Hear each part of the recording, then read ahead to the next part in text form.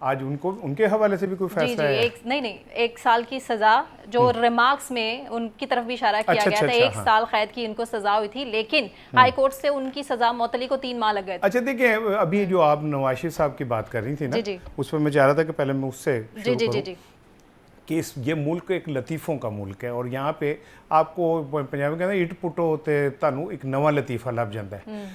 पाकिस्तान के अदलिया पे है और जजों पे वो शख्स तनकीद कर रहा है जिसको 13 साल की सज़ा हुई और वो 50 रुपए के एक जाली स्टाम्प के ऊपर बीमारी का बहाना करके मुल्क से चला गया और जिसने उसकी ज़मानत दी उसको वजीर आजम बना दिया गया और जो 13 साल की जिसे सजा हुई थी अब वो इंग्लैंड से बैठ के पाकिस्तान की तकदीर के फैसले कर रहे हैं।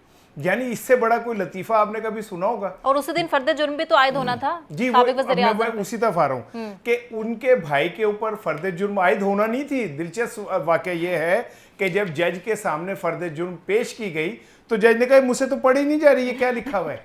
ओहो, ये तो क्या फोटो कापी सही नहीं हुई हुई। और दुनिया तो चांद पे पहुंच गई है। हमारे दुनिया जजों की के फोटो कापियां इंडिया ठीक नहीं है, हैं? वो जी कहते हैं जी मुझसे पढ़ा नहीं जा रहा, इसको ना आप कैंसिल कर दें। अगली पे वकील लेट हो गया, को हो वकील लेट हो गया, कैंसिल कर दें। और उसके बाद जब तीसरी दफा आई तो उनका जी वो जो मुलजिम है वो वजीर आजम बन गया, तो उनका फिर साड़ा भी सलाम कह देना उन्होंने। ठीक है, ये पाकिस्तान का निज़ाम अदल है।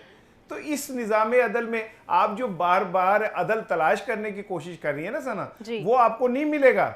उसकी रीज़न ये है कि पाकिस्तान में कभी भी इंसाफ जो है वो कानून और आइन के ज़ाब्तों पे नहीं होता, वो वक्त के तकाज़ों, ज़ाती मसलहतों और मुफादात के ऊपर होता है। यही वजह कि पाकिस्तान की जुडिशरी 145वें नंबर पे पूरी दुनिया में, कि हम बिल्कुल टॉप बॉटम पे हैं और ये कह सकते हैं कि हमारी जुडिशरी ने बाकी दुनिया की जुडिशरी को आगे लगाया हुआ है अपने। तो इन हालात में इंसाफ तलाश करना, ये जो अदालतें हैं ना, ये अगर ये इतना भी ना खेलें तो फिर क्या खेलें, मुझे बताएं। अच्छा फ़हीम, सुप्रीम कोर्ट भी हाई कोर्ट की तरफ देख रही है और ये कह रहे हैं पाकिस्तान तहरीक इंसाफ वालों को कि आप इंतज़ार कीजिए, समाअत का इंतज़ार कीजिए। अब आपको क्या लगता है कि सूरत हाल आने वाले दिनों में होगी क्या? क्योंकि अभी तो इंसाफ मिलता कहीं से दिखाई नहीं दे रहा। हाँ देखें, जो इसार राना साहब जिस तरफ इशारा कर रहे थे कि हमारी अदलिया 123वें नंबर पर है इस वक्त दुनिया भर में, तो ये अदलिया जो है इससे मुताल्लिक और भी कई मजाक हैं।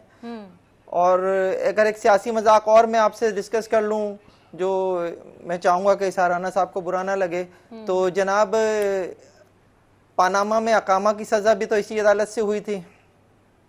जब इस तरह के फैसले आएंगे तो फिर अदलिया की इज्जत, उसके वकार के ऊपर बातें होंगी। सवालात खड़े ना सिर्फ होंगे। ये कि अदालतों में उसके ऊपर सवालात होंगे बल्कि बाहर भी उसके ऊपर सवालात इन्हीं होंगे। अदालतों से इंसाफ भी मिलता जो है, आम सिचुएशन इंसान को भी मिलता है और सियासतदानों को भी मिलता है, इससे तो इनकारी नहीं है जी ना हम जी, लोग। बिल्कुल बिल्कुल सही आपने याद दिलाया, बिल्कुल सही याद दिलाया आपने कि लाहौर में मुझे वो शख्स याद है कि जिसको 14 साल की सजा हुई थी और वो 25 साल को जेल में रहा और उसके बाद उसे माशाल्लाह बरी कर दिया गया था।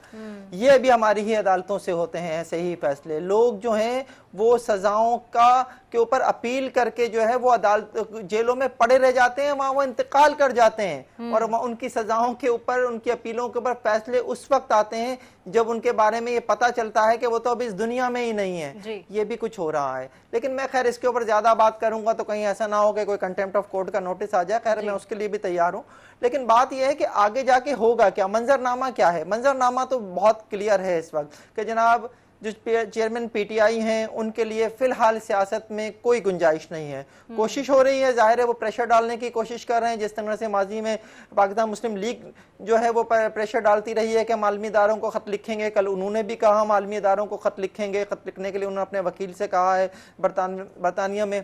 तो एक प्रेशर बिल्ड करने की कोशिश तो डेफिनेटली हो रही है। तो उसी के नतीजे में मुझे लगता है कि थोड़ा सा ये नजर आया कि जनाब नरम गोशा कह लूं या जो भी कह लूं कि जनाब सुप्रीम कोर्ट ने कहा कि हमें इस्लामाबाद हाई कोर्ट की तरफ देख रहे हैं। आज की जो पूरी समाअत है, जो उसमें कमेंट्स हैं, जो उसमें बातें हुई हैं, वो थोड़ी सी मुझे लग रहा है कि जैसे फेवर करती नजर आ रही हैं चेयरमैन पीटीआई को। लेकिन अभी कोई डिसीजन नहीं आया है, डिसीजन अभी बाकी है।